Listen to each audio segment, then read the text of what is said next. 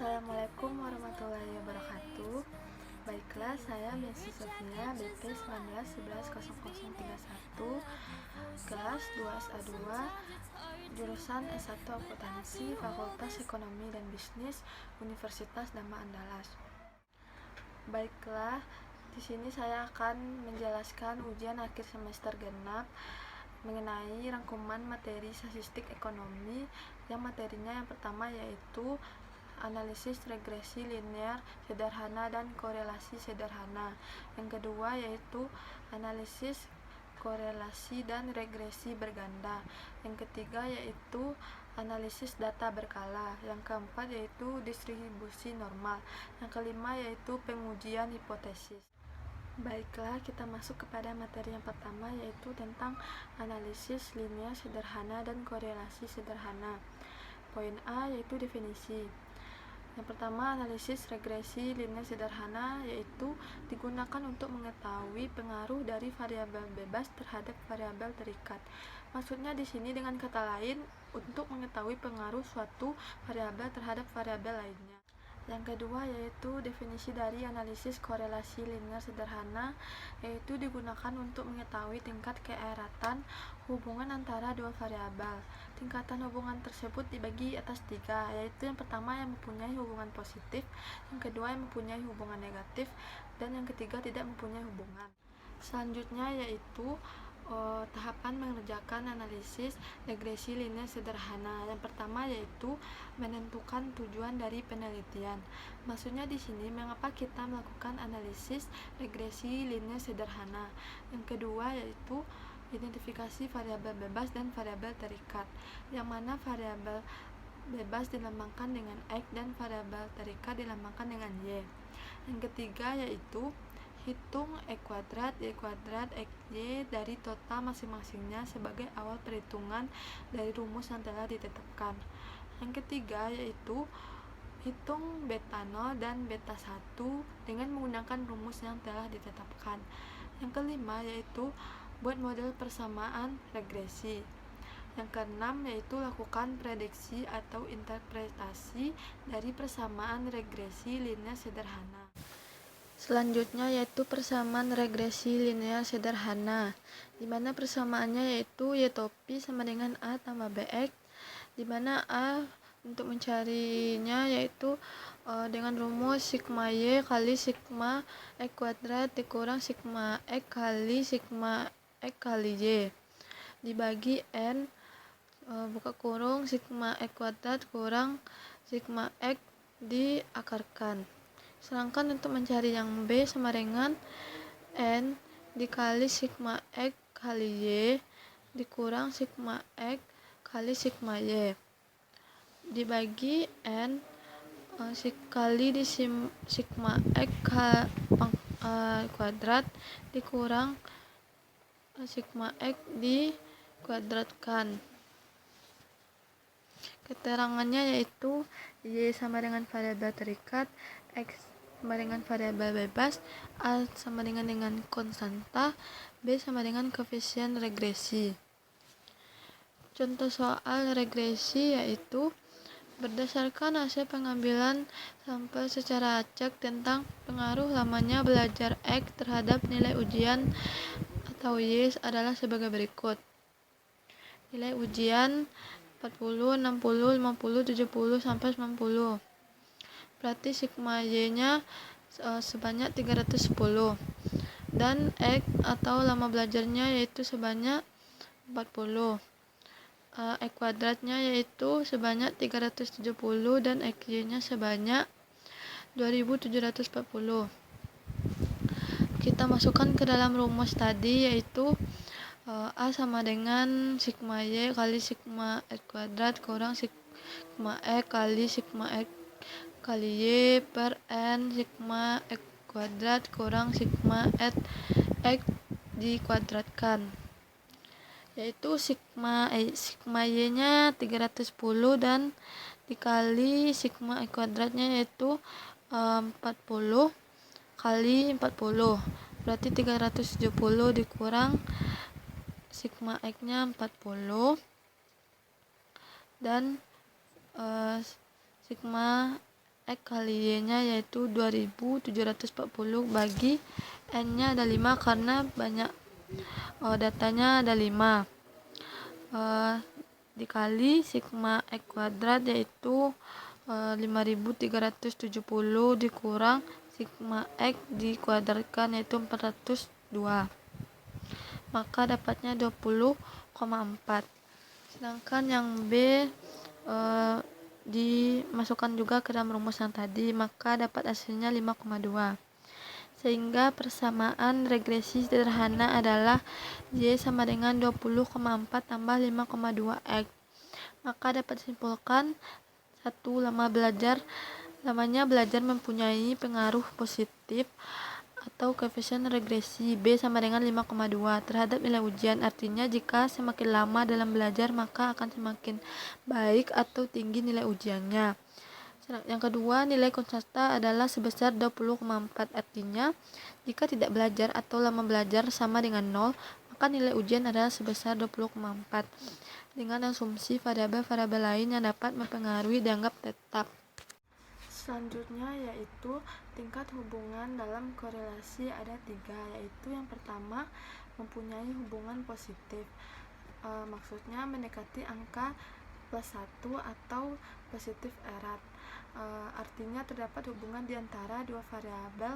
Jika variabel bebas atau X naik maka variabel terikat atau Y juga naik.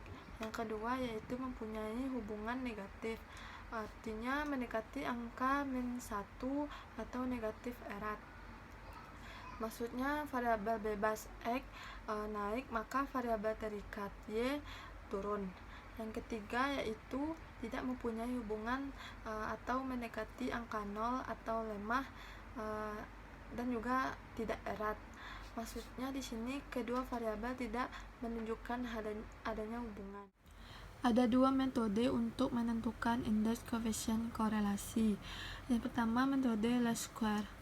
Rumusnya R sama dengan N sigma kali XY kurang sigma X kali sigma Y dibagi akar N sigma X kuadrat dikurang sigma X dikuadratkan dikali akar dari N sigma Y kuadrat dikurang sigma Y dikuadratkan.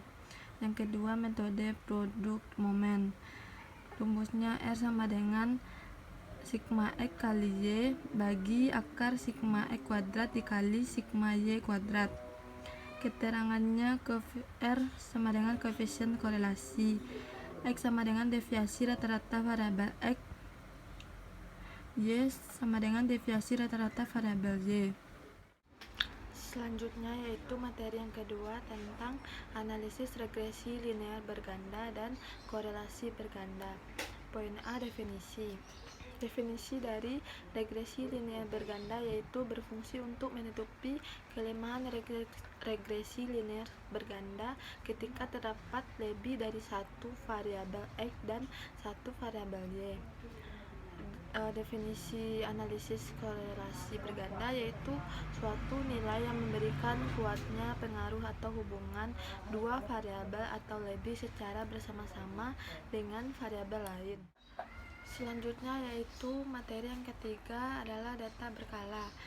Poin A, definisi. Definisi dari data berkala adalah data yang dikumpulkan dari waktu ke waktu untuk menggambarkan perkembangan dari suatu kegiatan, atau bisa juga disebut dengan peramalan perencanaan di masa yang akan datang. Penggolongan data berkala terbagi 4. Yang pertama yaitu tren jangka panjang atau disingkat dengan T, yaitu perkembangan dari data berkala dalam jangka waktu yang panjang. Yang kedua yaitu gerakan siklis atau C, gerakan naik turun di sekitar garis tren jangka panjang. Yang ketiga yaitu gerakan musiman, artinya mempunyai pola tetap yang berulang-ulang dengan waktu periode yang pendek yaitu 1 tahun atau kurang. Yang keempat yaitu gerakan tak beraturan, artinya gerakan yang terjadi dalam waktu singkat atau bersifat sporadik. Selanjutnya yaitu ada 4 metode menentukan persamaan tren linear untuk jangka pendek. Yang pertama yaitu metode bebas. artinya diberi kebebasan sepenuhnya menggambarkan garis tren berupa garis lurus. Yang kedua yaitu metode setengah rata-rata, yaitu membagi dua kumpulan data sama banyak. Yang ketiga yaitu metode rata-rata bergerak, di mana setelah rata-rata dihitung diikuti gerakan satu periode ke belakang. Yang keempat yaitu metode kuadrat terkecil, yaitu dilakukan untuk menentukan nilai A dan B dalam persamaan tren. Selanjutnya yaitu persamaan tren linear untuk jangka panjang dengan persamaan non-linear. Yang pertama, persamaan tren kuadrat. Bentuk umum dari persamaan tren kuadrat adalah Y topi sama dengan A tambah BX tambah CX dikuadratkan. Y topi tren ABC itu parameter statistik X sama dengan periode waktu. Dan rumusnya yaitu sebagai berikut. Yang kedua yaitu persamaan eksponensial. Bentuk umum persamaan trennya yaitu Y aksen sama dengan A dalam kurung 1 tambah B tutup kurung pangkat X, dimana Y aksen adalah nilai tren untuk periode tertentu, A dan B adalah bilangan konstanta, X sama dengan kode waktu. Selanjutnya kita masuk kepada materi yang keempat yaitu distribusi normal. Poin A, definisi, yaitu distribusi normal sering juga disebut dengan distribusi Gauss atau dapat juga didefinisikan sebagai interval terbuka dengan parameter. Selanjutnya yaitu materi yang terakhir, yaitu materi yang kelima tentang pengujian hipotesis. Poin A, definisi. Definisi dari pengujian hipotesis yaitu cara untuk menguji hasil survei atau eksperimen untuk melihat apakah Anda memiliki hasil yang bermakna, atau bisa juga disebut dengan menguji apakah hasil Anda valid dengan mencari peluang. Selanjutnya yaitu langkah-langkah pengujian hipotesis yang terbagi atas 5 langkah. Yang pertama, menentukan hipotesis. Hipotesis terbagi dua, yaitu pertama hipotesis 0 atau H0, yang kedua hipotesis alternatif atau H1.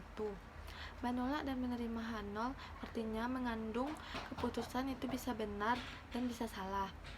Sedangkan maksud dari hipotesis 0 atau H0 yaitu hipotesis yang mengatakan tidak adanya hubungan antara variabel X dan Y.